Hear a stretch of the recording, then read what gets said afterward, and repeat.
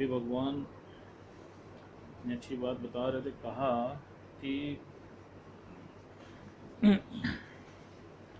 कहा कि शादी होती है तुम्हारी, तो शादी के बाद झगड़े होते हैं, झगड़ों के बाद तलाक भी होता है। तो ऐसा क्यों होता है?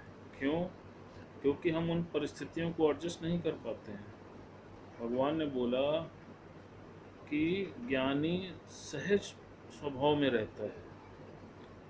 और आप कभी मनन करिए कि हम व्यर्थ में कितना अधिक बोलते हैं। भगवान ने बोला, कहा कि मौन में रहना सीखो। आप देखिए, जितनी भी प्रॉब्लम्स होती हैं वो जीवन में ज़्यादा बोलने से ही होती हैं। और जो लोग मौन में रहते हैं तो देखिए वो अपने आत्म सुख में रहते हैं, अपने आनंद में रहते हैं।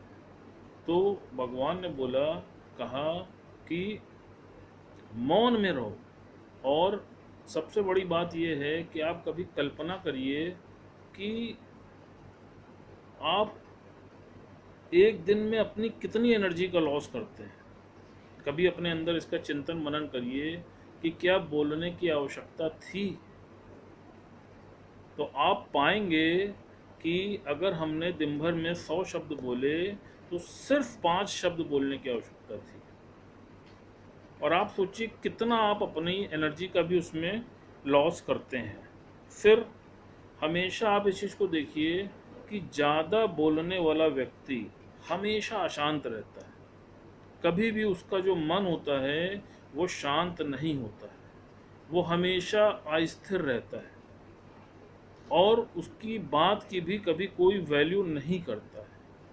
तो ज्ञानी समय आने पर ही बोलता है। और फिर उसके अंदर एक छुपी हुई भावना आप देखिए कि हम ज़्यादा कब बोलते हैं। हम ज़्यादा तब बोलते हैं जब हम सामने वाले से अपने को सुपीरियर समझते हैं। हमको लगता है कि ये ऐसे नहीं ऐसे होना चाहिए, ये ऐसे नहीं ऐसे करेगा तो ये ज़्यादा बेटर होगा। तो हमने उससे अपने आप को सुपीरियर समझा ना। तो जब हमने सुपीरियर समझा तो हमने बोला। अब फिर क्या होता है? एक्शन का रिएक्शन होता है। आपने किसी को कोई विचार दिया, उसने नहीं एक्सेप्ट किया, फिर आपके मन में रिवेंज की भावना आती है कि यार हमने इसको बोला और उसने हमारी बात को स्वीकार नहीं किया। तो गुरु जी ने कहा कि क्या उसने तुमसे सलाह मांगी थी? उसने तुमसे पूछा था? उसने तो तुमसे नहीं पूछा, लेकिन तुमने अननेसेसरी उसको अपनी सलाह दी। तो भगवान ने बताया कि अननेसेसरी अपनी सलाह देने पे क्या होता है। इस पे एक बड़ा अच्छा वाक्य भगवान बता रहे थे। कहा कि दो लोगों में लड़ाई हो रही थी, वो दोनों आपस में लड़ रहे थे, तो तीसरा आदमी खड़ा होकर सुन रहा था। तो एक ने कहा दूसरे से कि मैं तुम्हारे 32 दांत तोड़ दूंगा। तो दूसरे ने कहा कि मैं तुम्हारे 64 दांत तोड़ दूंगा। तो जो तीसरा खड़ा था उसने कहा भैया 64 कैसे? तो उसने कहा मुझे पता था कि तू बोलेगा 32 इसके 32 तुम्हारे। तो भगवान ने क्या बोला कि देखो वो बीच में कूदा तो क्या स्थिति हुई। तो इसलिए ज्ञानी हमेशा मौन में रहता है। फिर आप देखिए मूर्ति को, मूर्ति मौन में रहती है। तो आप सोचिए कि सब कैसा भी हो, पापी हो, अधर्मी हो, कुकर्मी हो, सब लोग उसकी पूजा करते हैं। क्यों? क्योंकि वो किसी से कुछ बोलती नहीं है। तो भगवान ने बोला कि बोलना बहुत आसान है, कठिन है चुप रहना। आप देखिए, आप मौन में रह के देखिए, आप रह पाते हैं?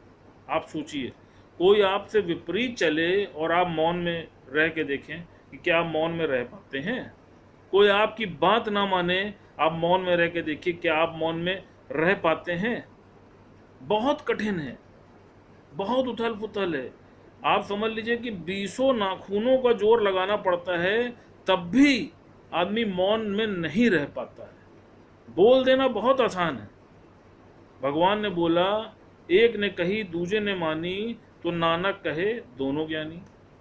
जैसे भगवान अभी बता रहे थे कि द्रौपदी के बारे में बता रहे थे ना कि द्रौपदी ने क्या बोला जब दुर्योधन उसके राजमहल में पहुंचा, उसको धोखा हो गया कि यहाँ पर पानी है, तो द्रौपदी ने क्या बोला?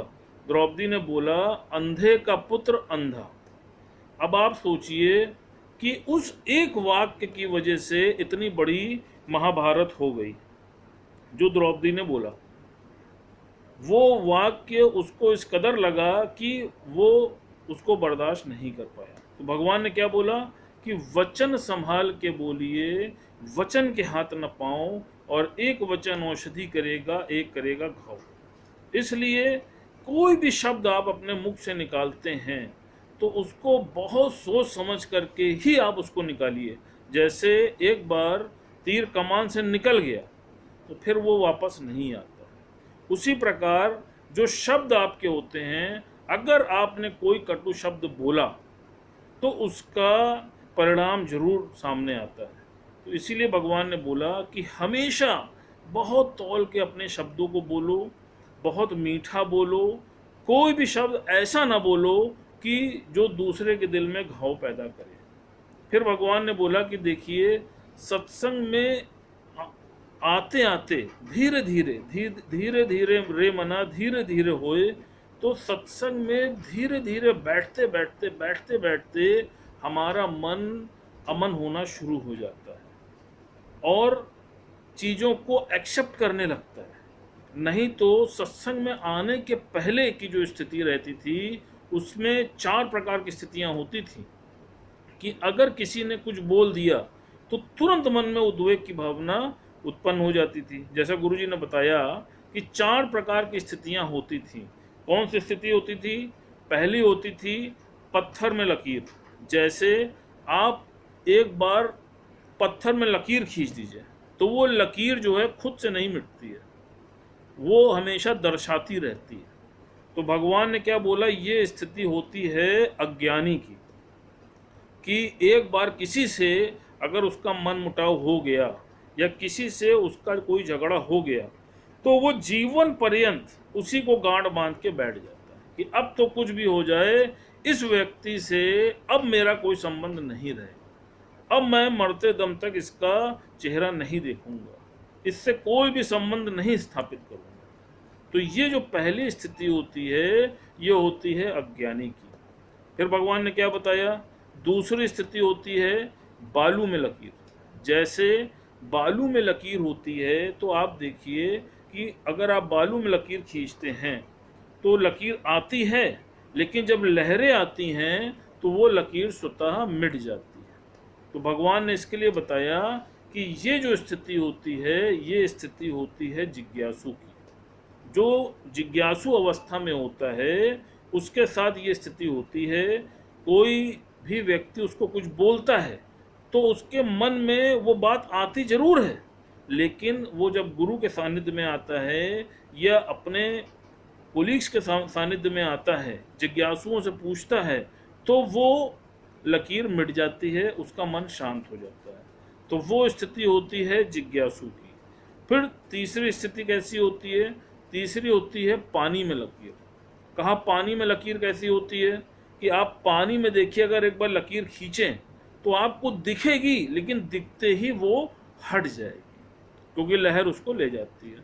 तो भगवान ने बताया कि ये जो स्थिति होती है ये ज्ञानी की स्थिति होती है। कहा कोई भी शब्द उसके पास आते जरूर हैं लेकिन उसको टच नहीं कर पाते। और फिर चौथी स्थिति भगवान ने बताई कि हवा में लकीर। कहा अब आप अगर हवा में देखिए लकीर, हाथ चलाइए या कोई भी चीज़ से लकीर खींचना चाहिए तो क्या दिखती है क्या? तो हवा में लकीर तो नहीं दिखती है। तो भगवान ने बताया कि ये जो स्थिति होती है ये ब्रह्म ज्ञानी की स्थिति होती है। तो इसीलिए भगवान ने बोला कि संत बड़े परमार्थी, जाको शीतल अंक, और तपत बुझाएं औरन की, दे दें अपना रंग। इस पे एक बड़ी अच्छी बात भगवान बता रहे थे कि संत अपने स्वभाव को कभी नहीं छोड़ता है। एक बार एक संत महात्मा नाव पर जा रहे थे, तो जब वो नाव पर सैर कर रहे थे तो उन्होंने देखा कि एक बिच्छू वो पानी में डूब रहा है। तो जब वो उन्होंने देखा कि वो पानी में डूब रहा है तो उन्होंने उसको नीचे से हाथ लगा करके उठाना चाहा। तो जैसे ही उन्होंने उसको पानी से ऊपर उठाना चाहा, उसने उनको डंक मारा, तो उन्होंने उसको छोड़ दिया। फिर वो डूबने लगा बिच्छू, तो फिर उन्होंने उसको पानी से ऊपर उठाया, फिर उसने डंक मारा, फिर उन्होंने उसको छोड़ दिया। ऐसी प्रक्रिया कई बार हुई, लेकिन सामने जो नाविक नाव चला रहा था तो उसने ये सब चीजें देखी, तो उसने संत महाराज से बोला कि भगवान आप ये क्या कर रहे हैं, आप उसको बचाना चाह रहे हैं लेकिन वो फिर आपको डंक मार रहा है, तो आप इसको क्यों बचा रहे हैं, उसको जाने दीजिए। तो उन्होंने कितनी अच्छी बात कही। उन्होंने कहा कि जब वो एक बिच्छू होकर के अपने स्वभाव को नहीं छोड़ पा रहा है, तो मैं संत होकर अपने स्वभाव को कैसे छोड़ दूं। तो सबसे बड़ी बात है कि संत अपने स्वभाव को कभी नहीं छोड़ता है, वो अपनी संतई को कभी नहीं छोड़ता है। और ज्ञान में यही सबसे बड़ी चीज है कि हमको सही रमज और सही समझ गुरु हमको देता है, और जब हमें सही समझ और सही रमज मिल जाती है तो हमें सही मार्ग दिखने लगता है। लेकिन एक चीज का इसमें विशेष ध्यान रखना है कि बहुत से लोग ज्ञान को उल्टा भी उठा लेते हैं। जैसे एक बार एक संत ने राजा को बोला कि हर एक के घट में भगवान को देखो, हर एक के अंदर भगवान की शक्ति है। तो उसने क्या किया, उसने अपनी दासी के घट में भी भगवान को देख लिया और अपनी दासी से वो प्रेम करने लग गया। तो जब ये बात रानी को पता चली तो वो बहुत व्याकुल हुई। वो उस संत के पास गई और उससे जाकर के बोला कि महाराज, यह आपने कौन सा ज्ञान इनको दे दिया कि ये उस दासी से प्यार करने लगे हैं, और मेरा पद है मेरे बराबर पे उसको ला के इन्होंने बैठा दिया। तो संत ने राजा को बुलाया और राजा से बोला, कहा कि मैंने तुमसे ये बोला था कि सबके घट में भगवान को देखो, ऐसे तो कुत्ते के घट में भी भगवान है, तो क्या तुम कुत्ते के साथ बैठ के भोजन करते हो। तो भगवान ने बोला कि हर चीज में देखिए सही समझ और सही रमज का होना बहुत जरूरी है, और समदृष्टि रखना है, लेकिन समवर्तन नहीं करना है। समदृष्टि क्या है, समदृष्टि है कि जैसे पानी है, अब देखिए टंकी में पानी जो है वो भी पानी कहलाता है, आरओ का जो पानी है वो भी पानी ही कहलाता है, और जो नाली का पानी है वो भी पानी ही कहलाता है। लेकिन टंकी के पानी को आप पीते नहीं हैं, नाली के पानी को आप पीते नहीं हैं, आरओ के पानी को ही आप पीते हैं।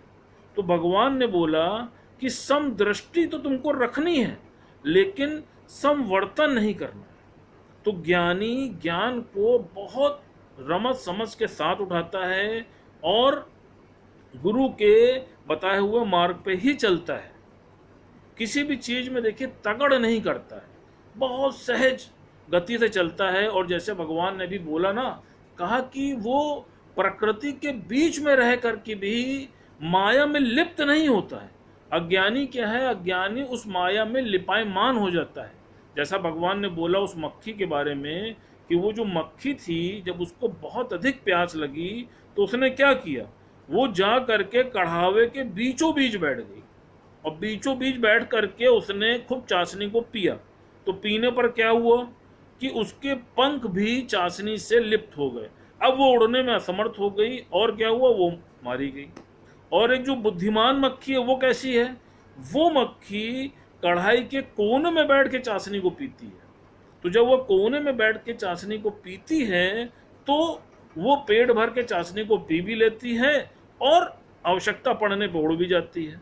तो इसी प्रकार हमको माया में रहना तो है, लेकिन माया में रह के माया में लिप्त नहीं होना। और फिर एक मजेदार बात आप ये भी देखिए कि जितना आनंद चीजों को दूर से देखने में आता है उतना आनंद उसमें लिप्त होने में नहीं आता है। जैसे आप कभी महसूस करिएगा कि आप अगर कभी समुद्र किनारे जाइए तो समुद्र के किनारे आप देखिए कि वहाँ से जब आप लहरों को देखते हैं तो कितना अच्छा व्यू मिलता है, कितना अच्छा नज़ारा लगता है। आप उन लहरों का आनंद ले पाते हैं। क्यों? क्योंकि आपको दिख रही है कि लहर उठी और फिर शांत भी हुई, और आप ठंडी ठंडी हवा का खूब आनंद लेते हैं। लेकिन ये कब होता है? जब आप दूरी बना करके देखते हैं। अब आप इसका दूसरा उल्टा रूप कर लीजिए कि आप उस समुद्र में कूद जाइए, तो क्या होगा? क्या आप उस लहर का आनंद ले पाएंगे? फिर क्या होगा कि वही लहर आपको रेत में पटक देती है, तो आपको चोट भी लगती है। तो इसी तरह भगवान ने बोला कि ज्ञानी सृष्टि में रहता है, इस माया रूपी सृष्टि में है, लेकिन वो उसमें लिप्त नहीं होता है, और वो इन सब चीज की मौज लेता है। भगवान ने बोला ना कि ये सारी चीजें बनाई तुम्हारे ही लिए हैं, तुम्हारी ही आवश्यकता के लिए हैं। फल है, फूल है, भोजन है, सब कुछ तुम्हारे लिए। यहां तक भगवान ने बोला, कहा कि ज्ञानी भोजन भी नहीं करता है। जैसे गाड़ी जो है वो चलती है, तो वो ये नहीं कहती है कि मैं पेट्रोल खाती हूं, जिसको चलाना है वो पेट्रोल डलवाता है। इसी प्रकार भगवान ने बोला कि ज्ञानी अपने शरीर को चलाने के लिए जो उसकी आवश्यकता है उतना भोजन उसको कराता है। लेकिन ज्ञान का अर्थ ये नहीं है कि दिन रात हम सब काम छोड़ करके और केवल आलसी की तरह पड़े रहे। भगवान ने कहा ये ज्ञान नहीं है। ज्ञानी रमज और समझ के साथ में ही कार्य करता है, और तभी वो उस आनंद को प्राप्त कर पाता है। हरि।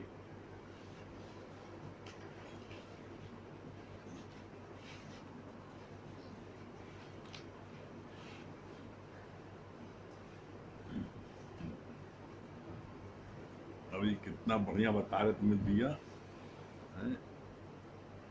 बार बार ये बात याद आती है,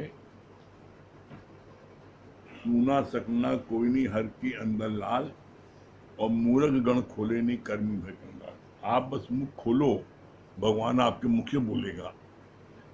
आप निष्काम भाव से, कोई किसी प्रकार का अंदर में हिगीशुगी भर के नहीं, परमात्मा के प्रति आपका डिवोशन हो, गुरु के प्रति आपका डिवोशन हो, आपके मुख से गुरु खुद बोलेगा। आप बस सिर्फ अपना जो है समर्पण कर दो। बात भी चलती ना, समर्पण और अर्पण। समर्पण जो है कैसा है, अर्पण कैसा है। समर्पण में आपने पूर्ण तरीके से बिल्ली के बच्चे की तरह कर दिया, अर्पण मन होता है बंदरिया के बच्चे की तरह। तो ऐसे में आप देखो कौन सा आपका समर्पण है। ये बड़ा अच्छा किसी ने प्रश्न किया है, परमात्मा और प्रकृति में क्या अंतर है। परमात्मा और प्रकृति में क्या अंतर है बुलाइए।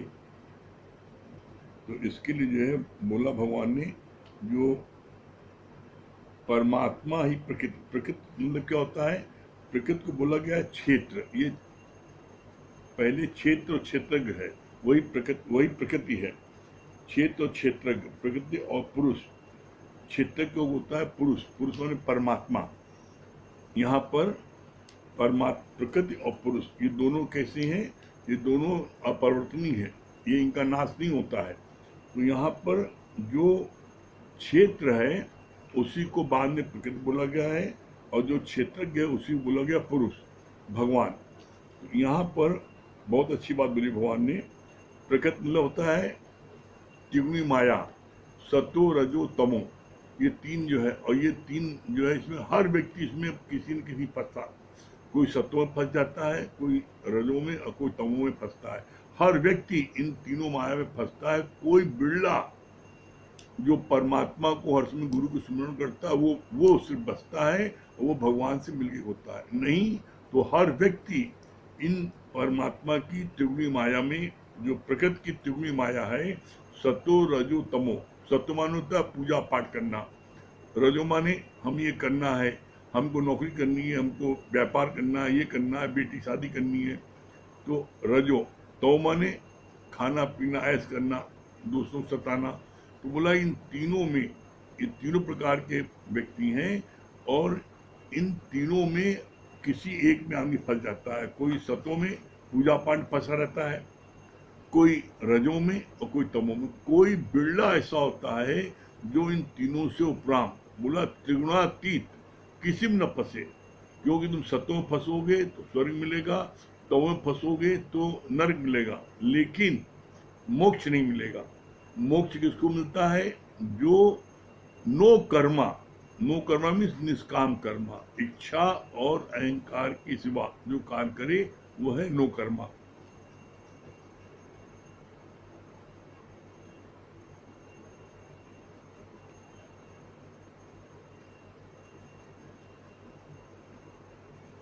यहाँ पर प्रकृति और पुरुष जो बात चलती है, भगवान, पुरुष को भगवान का इसको बोला गया, पुरुष में से संबंध भगवान से। तो यहाँ और सरल शब्दों में भगवान ने बताया, बहुत अच्छी बात बोला इसके लिए। बोला जो प्रकृति है, प्रकृति को आप समझ लो खेत, और क्षेत्रज्ञ जो है वो खेत में डालने वाला किसान, बीज।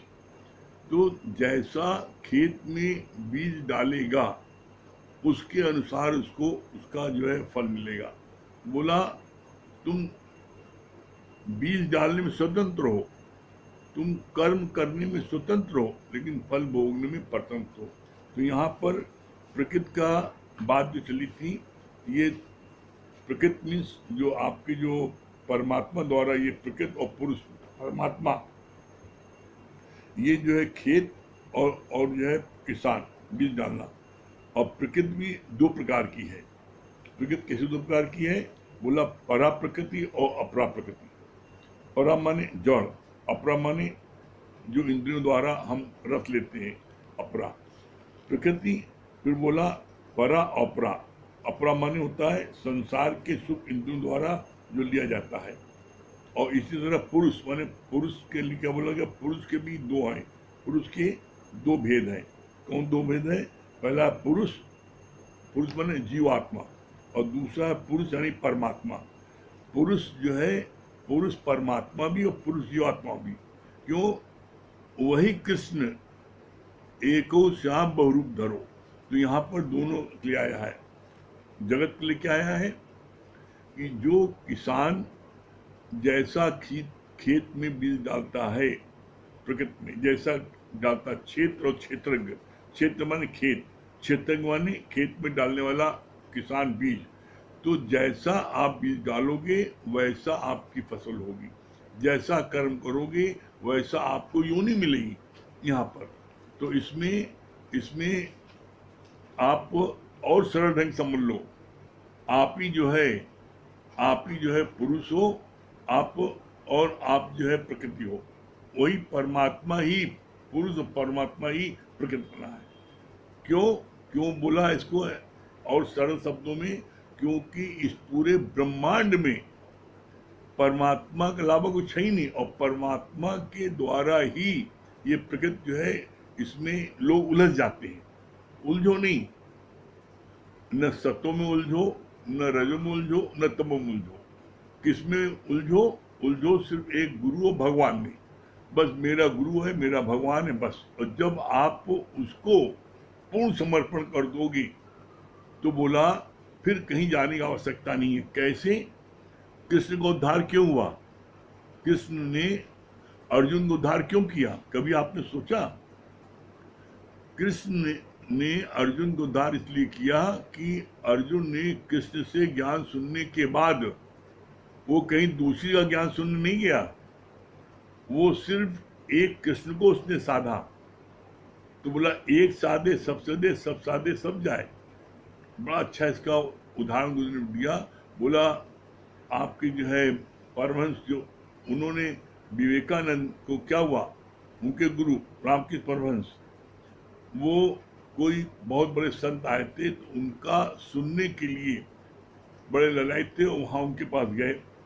तो बोला वो 14 बार गए उनके पास, और 14 बार जब उनके वहाँ पर नज़दीक गए तो उनका जो है, उनके गुरु का, स्वामी परमहंस का, उनको अंदर में ये बार बार आया कि मैंने तुमको क्या नहीं दिया है जो तू तेरे दूसरे दर पर आ रहा है, मैंने तुझको क्या नहीं दिया। तो इसी तरीके से जब आप ज्ञान सुनते हो तो ज्ञान सुनने के बाद में आप अपने मन में ये महसूस करो, आंकलन करो कि तुमको गुरु ने क्या नहीं दिया जो तुम दूसरे पास जाते हो। तो दूसरे के पास जाते हो तो बोला, तब विवेकानंद ने देखा ये इसका मतलब ईश्वर का हुक्म है, मैं न जाऊं, मैं सिर्फ एक की शरण हूं। तब वो जो है स्वामी विवेकानंद जो है रामकृष्ण परमहंस के पास दोबारा फिर लौट के आ गए और फिर कहीं नहीं गए। अर्थात कहने का मतलब क्या है, एक साधे सब सदे, सब साधे सब जाए। गुरु ने कहा कि हम इसलिए नहीं मना करते कि हमें किसी से ईर्षा है सुनने के लिए, तुम कहीं भी जाओ। हम सिर्फ तुमको इसलिए मना करते हैं कि तुम्हारा नुकसान होगा। क्या नुकसान होगा? तुम कहीं भी जाओगे तो तुम ये देखोगे कि जिसका सुन के आए तो तुम अपने गुरु से उसका कंपेयर करोगे, गुरु से कंपेयर करोगे और कर्म बनाओगे। अरे हमारा गुरु बहुत अच्छा है, बहुत अच्छा बताता है, ये जो है उतना अच्छा नहीं बताता। तो तुमने संत की निंदा की, कर्म बन गए।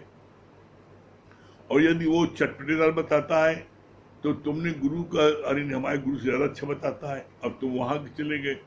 वहां जब 2 4 5 10 साल बिता दिए तब तुम्हें पता लगा, अरे यहाँ तो बड़ा लेन देन है, यहाँ तो बड़ा 400 बीसी है, हमारे गुरु ज्यादा अच्छा था। तो जो तुमने 5 7 साल तुम छोड़ के चले गए तो तुम्हारे 5 7 साल बर्बाद हुए ना। तो इसलिए गुरु कहता है कि तुम, जरूरी नहीं है कि तुम पहले यहाँ पर आओ, तुम दुनिया के जितने दर हैं सब जगह जाके घूम घूम देख लो। और इसके बाद में जहां पर तुम्हें सबसे अच्छा लगे, तुम्हारे मन को शांति मिले, तुम्हारी उन्नत हो रही हो और जो तुमको संभाल सकता है, तो एक जगह मर जाओ बस। इसलिए गुरु बोला, एक साधे सब सदे और सब साधे सब जाए। जब तुम एक गुरु का, बोला एक गुरु का कर ले संग, होगी न तेरी समाधि। जगह जगह भटको नहीं, जगह जगह भटकोगे तो उससे क्या होगा, तुम्हारा ही नुकसान होगा, गुरु का नुकसान कुछ नहीं होगा। इसलिए गुरु ने मना किया कि सिर्फ एक गुरु को संग करो। कल हम लोगों का 13वें अध्याय का 17 से 21 श्लोक तक समाप्त हुआ है। आपकी वाणी का लास्ट हम 2 लाइन पढ़ देते हैं, उसके बाद में आज की लाइन पढ़ते हैं। भगवान के कैमरे से सदैव तुम्हारा फोटो निकलता रहता है। प्रकृति और पुरुष अनादि है। कल यहाँ तक हुआ था आपके 13वें अध्याय का 17 से 21 श्लोक। आज 13वें अध्याय का 22 से 24 श्लोक क्या बोल रहा है? ब्रह्म शरीर में होते हुए भी शरीर से न्यारा है, यानी उसको कोई लेप सेप नहीं लगता। एक परमात्मा के ही इतने नाम बताए हैं। जैसे एक बच्चा उत्पन्न होता है, सब अपनी अपनी रिश्तेदारी रिलेशन से उसे अलग अलग तरीके से पुकारते हैं, कोई भतीजा, कोई भांजा। परमात्मा जब अंदर बैठकर अनुमति देता है तो वही अनुमति कहलाता है, वही अनुमंता कहलाता है। साक्षी होने के कारण उपद्रष्टा तथा जीव रूप होकर भोक्ता भी वही है। कितना सुंदर भगवान ने बोला है। ब्रह्म शरीर में होते हुए भी शरीर से उपराम है। ब्रह्म सब में है लेकिन ब्रह्म में कोई नहीं है। कैसे? जैसे एक सूर्य है और सूर्य जो है वो 1000 घड़े हैं, 1000 घड़े हैं, हजारों घड़ों में सूर्य का प्रतिबिंब है। इसी तरीके से संसार के जितने जीव प्राणी हैं उन सभी में परमात्मा का अस्तित्व है, लेकिन किसी का अस्तित्व परमात्मा में नहीं है। इसलिए बोला गया कि ब्रह्म शरीर में होते हुए भी शरीर से अलग और न्यारा है। कैसे न्यारा है? आप देखो, शरीर में है और जिस समय ब्रह्म का शरीर से अलगाव होता है, तो यही शरीर आपका निर्जीव हो जाता है। ब्रह्म की शक्ति से ही ये शरीर चलता है, उठता है, बैठता है, खाता है, पीता है, रोता है। इसका प्रमाण बड़ा अच्छा गुरु जी ने दृष्टांत दिया। बोला राजा दशरथ का जब शरीर शांत हुआ तो उनकी तीनों रानियां रो रही थी। गुरु पहुंचे, वशिष्ठ मुनि पहुंचे और उन्होंने बोला, भाई क्यों रो रही हो?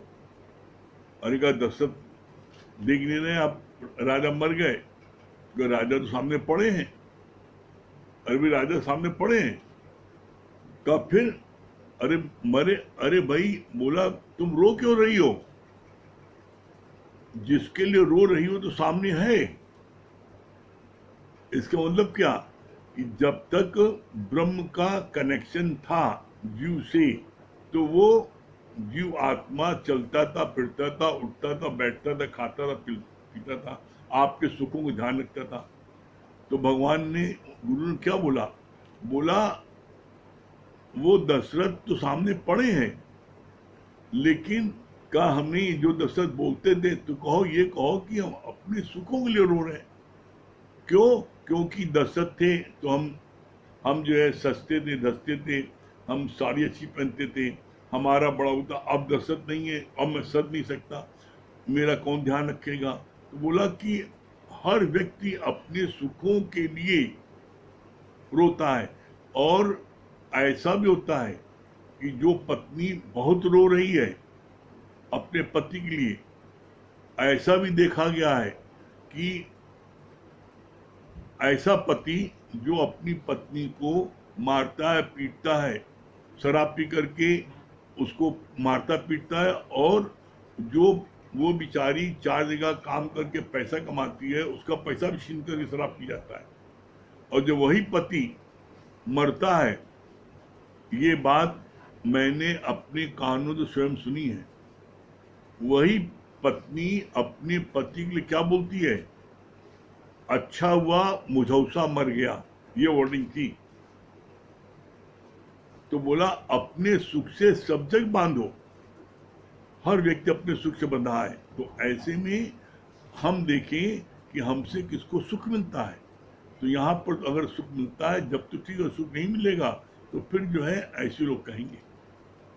फिर आगे बोला, एक परमात्मा के इतने नाम हैं।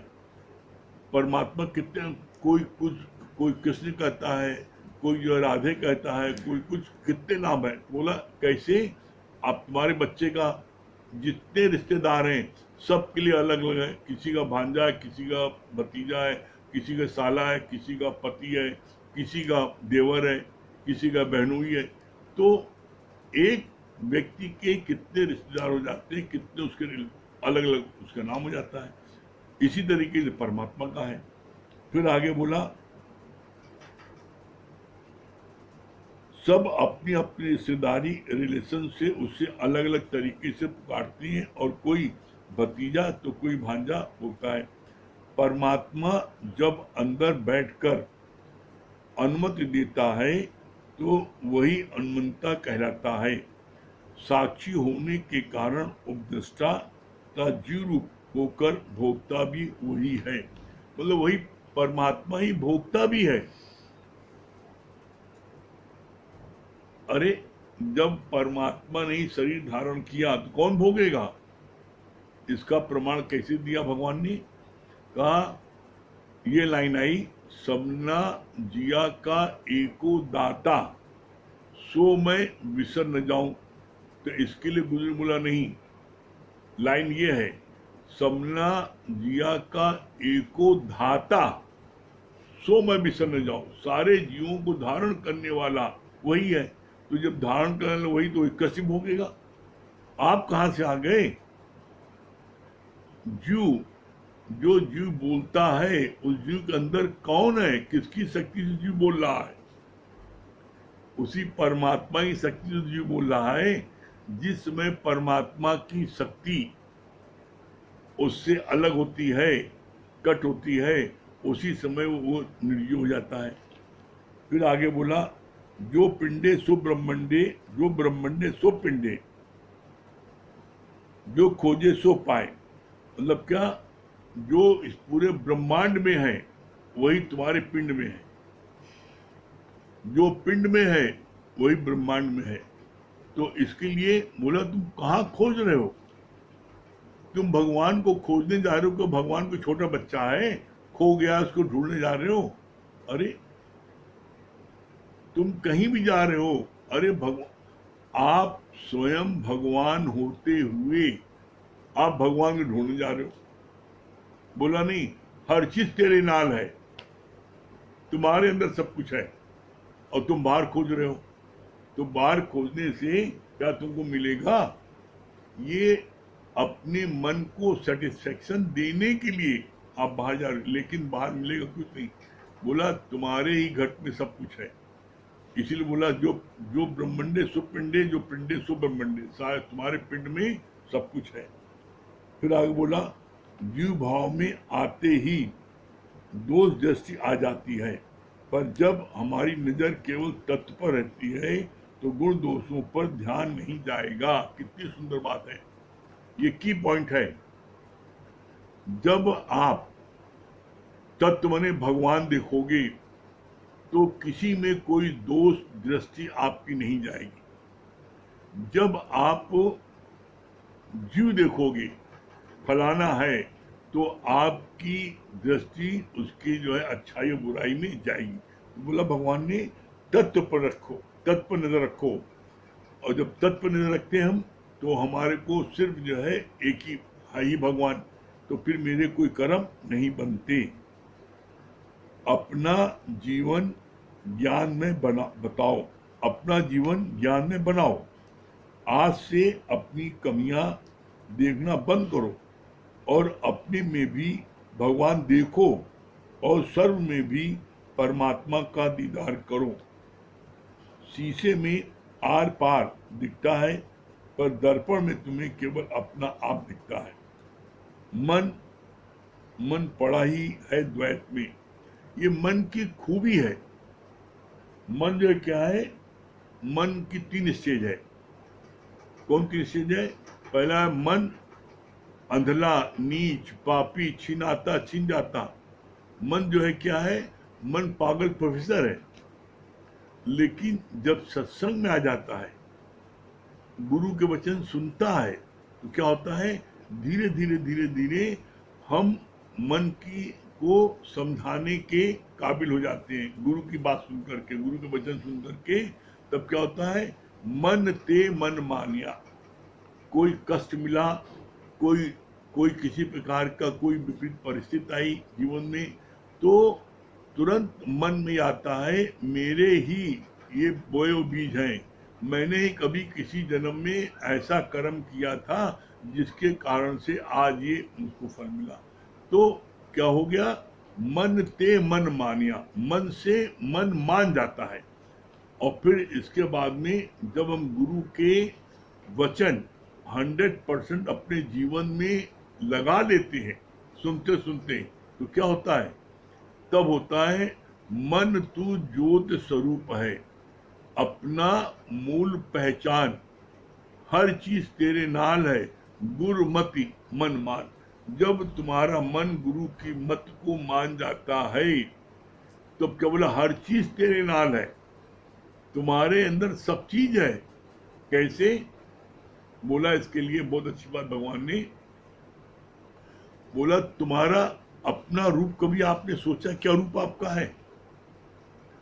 आपका रूप है सत्य चित्त आनंद। आप सत्संग में गुरु के वचनों को जब ध्यान से सुनते हो तो आपको पता लगता है सत्य और सच में अंतर है। हमसे गलती क्या होती है, हमें बैठाना था हृदय में सत्य को। सत्य एक है परमात्मा ब्रह्म, और सच लाखों हैं। सच ये आपके ये टीवी है, ये कैमरा है, ये लाइट है, ये ट्रांजिस्टर है, ये फलाना लड़का है, लड़की है, सब सच है। तो हमने हृदय में बैठाना था सत्य चित्त आनंद। चित्त में जब सत्य परमात्मा विराजमान हो जाएगा तो आनंद की प्राप्त होगी। हमसे गलती क्या होती है, हम परमात्मा सत्य को बैठाने के स्थान पर हम अपनी बेटा बेटी दामाद लड़की को बैठा लेते हैं। अब बैठने की कुर्सी वहां एक है, अब एक कुर्सी में जब 5 लोग बैठेंगे तो क्या होगा, कुर्सी टूट जाएगी, हार्ट अटैक। तो ऐसे में आप सबको हटा के गुरु के ज्ञान से आप सिर्फ एक सत्य परमात्मा बैठा लोगे तो तुमको आनंद की प्राप्ति होगी। फिर आगे बोला, अपना जीवन ज्ञान में बनाओ, आज से अपनी कमियां देखना बंद करो। हर समय अपनी कमी देखते हैं, हर समय। तो अपनी कमी क्यों देखते हैं, क्योंकि हमने माया वालों का संग किया और माया वाले हमेशा आपकी कमी दिखाएंगे। एकमात्र गुरु हमारे को चढ़ाता है, हमारे को आगे बढ़ाता है और हमको प्रोत्साहन देता है। दुनिया वाले हमको हर चीज में गिराने की कोशिश करेंगे, जिसके कारण से हम अपने को गंदा बंदा नीच पापी, फलाने का बेटा है, फलाने के पिता है, फलाने के पति है, हम ये जानते हैं। गुरु ने क्या बोला, अपना जीवन ज्ञान में बनाओ, आज से अपनी कमियां देखना बंद करो, अपने में भी भगवान देखो। भगवान कब दिखाई पड़ेगा, ज्ञान का चिंतन मनन करो, ज्ञान की गहराई में डूबो, तो आपके सारे प्रश्नों का जवाब गुरु जी की वाणी में है। बोला अपने में भी भगवान देखो। कैसे देखेंगे भगवान, इसका जवाब भगवान ने दिया है। क्या दिया है, अपने मन की करो सफाई और तभी देगा प्रीतम दिखाई। आपका मन क्या है, दर्पण, शीशा। अगर शीशा गंदा है या शीशे के आगे पर्दा पड़ा है तो क्या अपनी हम शक्ल देख पाएंगे, नहीं। अगर शीशा में तेल के धब्बे हैं, गंदा गर्दा है, कालिक लगी है, तो शीशे में अपनी शक्ल नहीं दिखाई पड़ेगी। शीशा में पर्दा है तो नहीं दिखाई पड़ेगी। इसी तरीके से जब हम अपने शीशे को साफ करते हैं, मतलब अपने मन को हम साफ करते हैं, कैसे साफ करते हैं, किसी के प्रति कोई भी मन में विरोध न हो। और इसकी पहचान क्या है, आपके मन में किसी का ख्याल ना आए, इसके मतलब सबसे प्यार है। अगर किसी का आपके मन में ख्याल आता है तो इसका मतलब ये कि आपको उससे या तो द्वेष है या राग है। दोनों स्थिति में आपको 84 लाख योनियों में भटकना पड़ेगा, आपको मुक्ति नहीं मिल सकती। इसलिए इसका सबसे बेस्ट तरीका क्या है, आज और अभी आपको पता लग जाएगा कि आप मुक्त हो कि मुक्त नहीं हो। आप अपने मन में ये फील करो कि मेरा अंतिम क्षण आ गया है, मैं मरने वाला हूं। तो देखो आपके मन में किसी का चिंतन आता है, जिस चीज में आपका अटकाव होगा, जिस चीज में आपकी आसक्ति होगी, उस चीज में आपका मन जाएगा। अगर आपकी आसक्ति धन में है तो आपका धन में जाएगा। आपकी आसक्ति किसी से लड़ाई झगड़े के बाद में आपकी बदला लेने की भावना है तो उसका ध्यान जाएगा। किसी के प्रति आपका अतिशय मोह है तो उधर चला जाएगा। बोला किसी का भी ध्यान तुम्हें नहीं आना चाहिए, सिर्फ एक गुरु परमात्मा के अलावा। मरते समय बोला अंत काल जो हरि सुमरे ते नर मुक्ता होए। अगर आपने परमात्मा के अलावा किसी का भी ध्यान किया तो आप मुक्त नहीं हो सकते। तो ऐसे में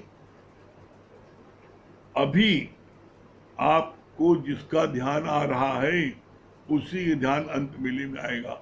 इसलिए जिससे लेन देन करना है, जिससे लड़ाई झगड़ा है, मन मुटाव है, आज ही माफी मांग लो। दिल में किसी के प्रति मलाल ना हो। आपको जब सोइए तो उसमें देखिए आपको सौंध स्लिप आती है, किसी के चिंतन मनन तो नहीं होता, इससे बदला लेना है, इसको हमें देखना है, कुछ नहीं। जब एकदम मन शांत रहेगा, कहीं ध्यान नहीं जाएगा एक परमात्मा के अलावा, तो आप मुक्त होंगे। बहुत सरल है, सिर्फ आप रोज ज्ञान सुनते जाओ, आपको किसी का भी ध्यान नहीं आएगा एक परमात्मा गुरु के अलावा। आप करके देखो, आपको सफलता न मिले तब कहना, निश्चित आपको सफलता मिलेगी। ठीक है। हाँ सुशीला जी।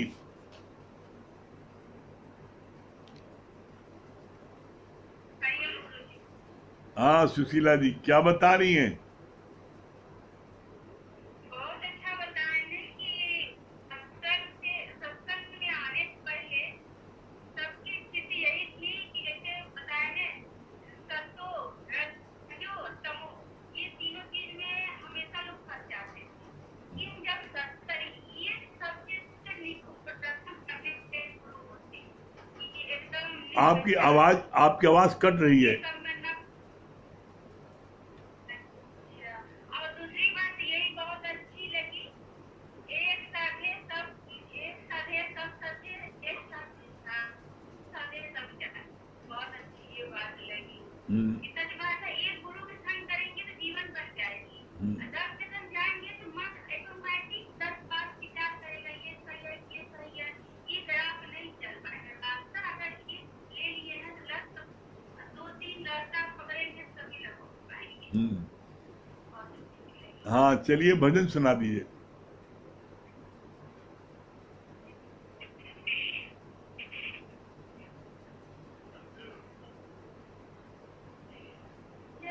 जब भी तुझे पुकारा, तुमने दिया सहारा। जब भी तुझे पुकारा, तुमने ही सहारा। दूर नहीं है हमसे, बस याद करो इस मन से, सतगुरु को हमारा साथी है। भक्तों का सहारा है। जब भी तुझे पुकारा, तुमने ही दिया सहारा। ये दूर नहीं है हमसे, बस यारो इस मन से, सतगुरु तो हमारा साथी है।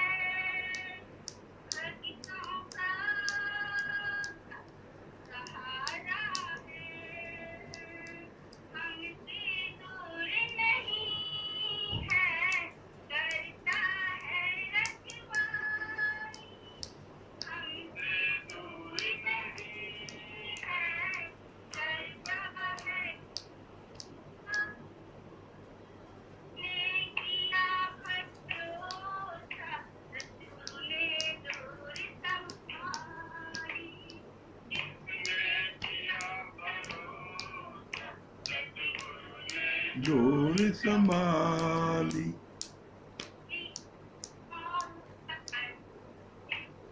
तुमने हाथ पकड़े थे, क्यों थे पकड़े? कोई इनके हाथ पकड़े, सतगुरु को हमारा साथी है। भक्तों का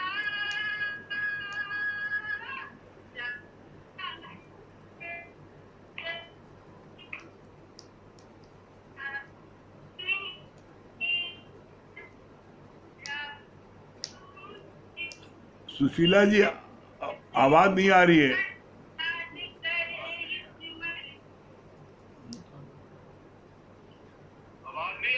नहीं आवाज नहीं आ रही है, आवाज कट जा रही है, फिर से सुनाइए। है हाँ नेट प्रॉब्लम है। आप क्या बता रहे संजय भैया? बहुत अच्छी लगी कि अपने मन की करो सभाई सभी देगा पीर भाई, बात बहुत अच्छी लगी। जैसे अमित भैया बताया कि संत कभी अपनी संतही नहीं छोड़ता, उस तरीके से अपना हमेशा प्रयास करती है मार्ग में उत्थान के लिए। बात हाँ, कुछ आपके उधर कुछ लगता है नेटवर्क की कुछ प्रॉब्लम है, कुछ आवाज जो है ना कट जा रही बार बार।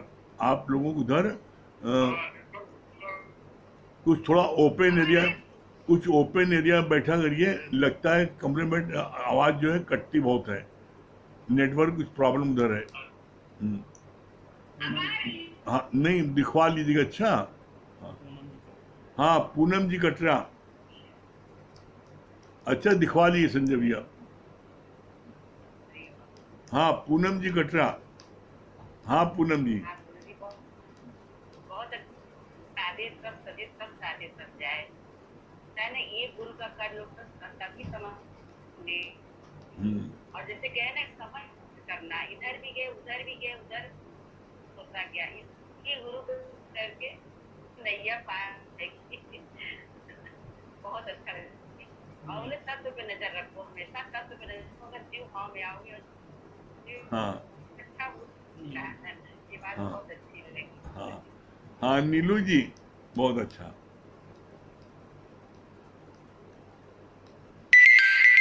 हाँ नीलू जी, हाँ हाँ नीलू जी क्या बता रही हैं? जी गुरु जी बहुत अच्छा लगा। अभी अभी गृहस्थ में रहकर सुख लाभ पति पत्नी है, दिन तो बहुत अच्छे, 5वें दिन ऑटोमेटिक हम्म,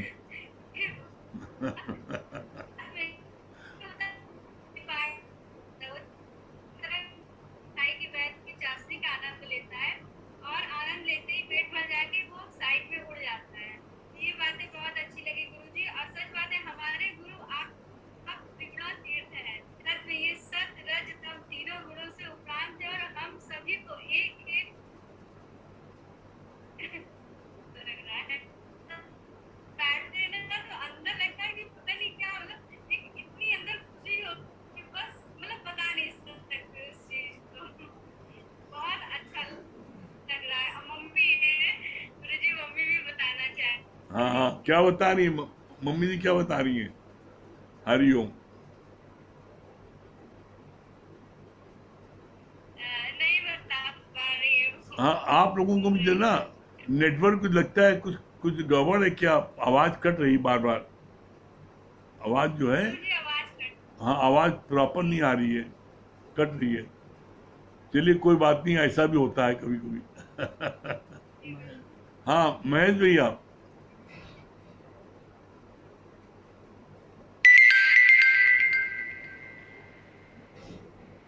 हरिओम गुरु जी। हाँ हरिओम। हाँ बहुत क्या बता रहे महेश भैया? हम गुरु के प्रति पूर्ण समर्पण रख, इधर आंख रखें, कहाँ की उन्नति नहीं लगे रहे तो आगे भी होगी। हाँ और बहुत अच्छी बात मैंने बताया कि जैसे 4 स्थिति होती है, लकीर पत्थर में, लकीर बालू में, पानी में, तो हमें अपने को चेक करना क्या स्थिति में है। ये बात बहुत अच्छी लगी। हरिओम। हरिओम बहुत सुंदर। हाँ दुर्गेश भैया दिल्ली।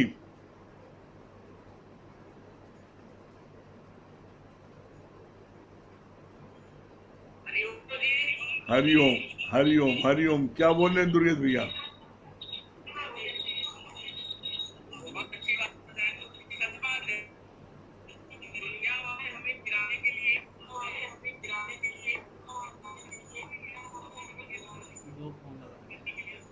एक फोन बंद कर दीजिए, 2 फोन चल रहा आपका दुर्गेश भैया। एक फोन बंद कर दिए तब एक फोन बंद करिए तो आपकी आवाज आएगी। आवाज नहीं आ रही, आवाज लड़खड़ा रही है।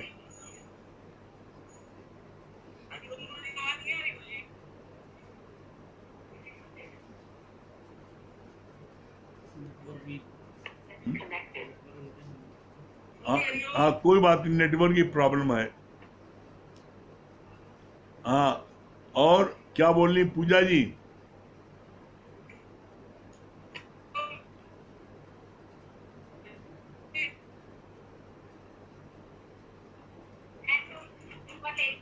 हाँ, हमारी आवाज सुनाई पड़ रही है पूजा जी?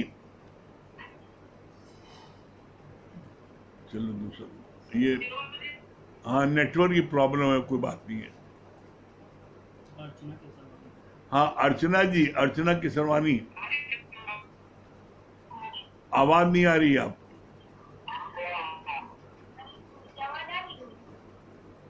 हाँ अर्चना जी, हाँ आ रही है। हाँ अर्चना जी क्या बता रही है?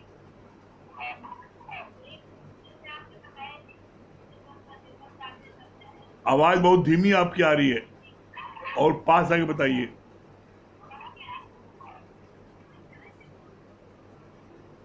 हाँ क्या क्या बता रही हैं? हैं? हाँ अब आ रही है। हाँ क्या? हाँ, एक सादे सबसे सब सादे समझाए। हाँ बहुत सुंदर। हाँ विभोर कपूर, हाँ विभोर भैया, विभोर कपूर, हरदोई।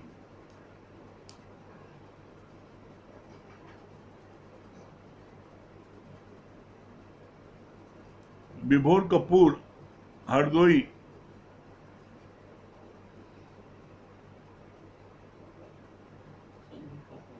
लगता है मिल नहीं पा रहा उनका।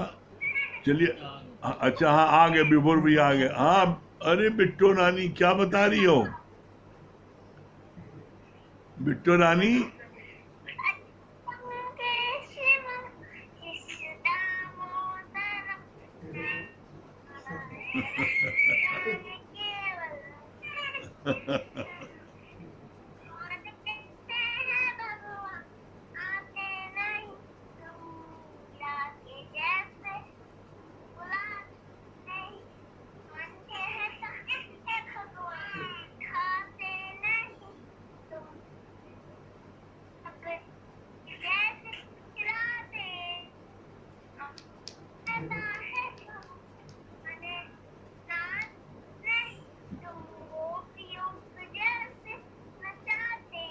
अरे वाह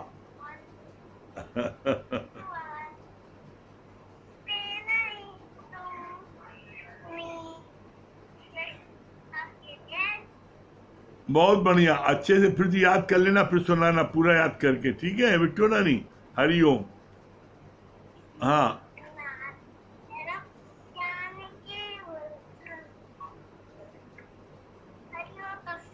हरिओम, हरिओम। हाँ हाँ मंगल भैया, अच्छे से याद कर फिर सुनाना। अच्छा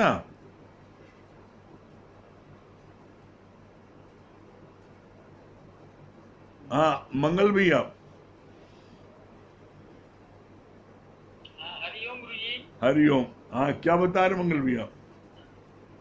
बहुत अच्छी लगी है, बुद्धिमान मक्खी की तरह होना चाहिए। माया में चाहे जितना रहे, मगर सत्संग का टाइम हो तो भाग ले। बात है गुरुजी, बहुत आजकल इतना काम हो रहा है, ये आपकी कृपा है, बहुत बड़ी कृपा है। वो कहा कि बिल्कुल भाग जाते हैं आपके करोड़ करोड़ शुक्राने हैं। हाँ, बहुत सुंदर। हाँ संजीव फाफामो, हाँ क्या बोल रही ब्यूटी पार्लर?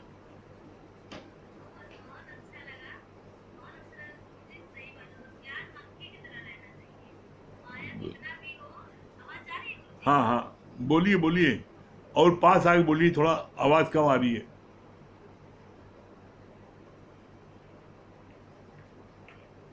हाँ हाँ बताइए क्या बता रही है?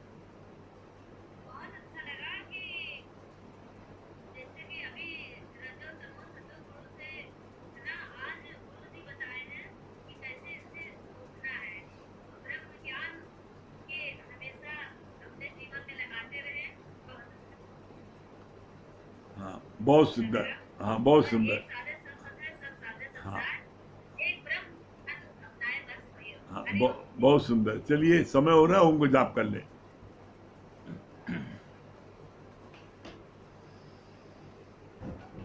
ओ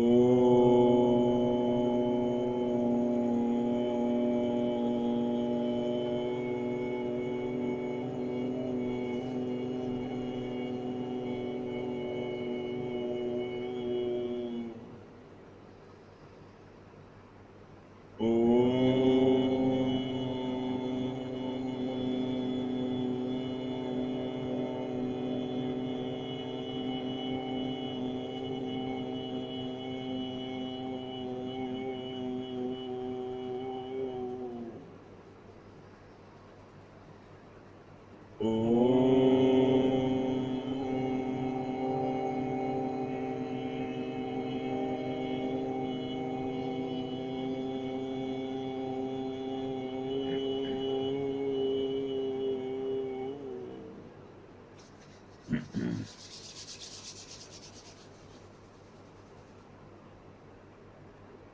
प्रेमियों को हरिओम, राम राम।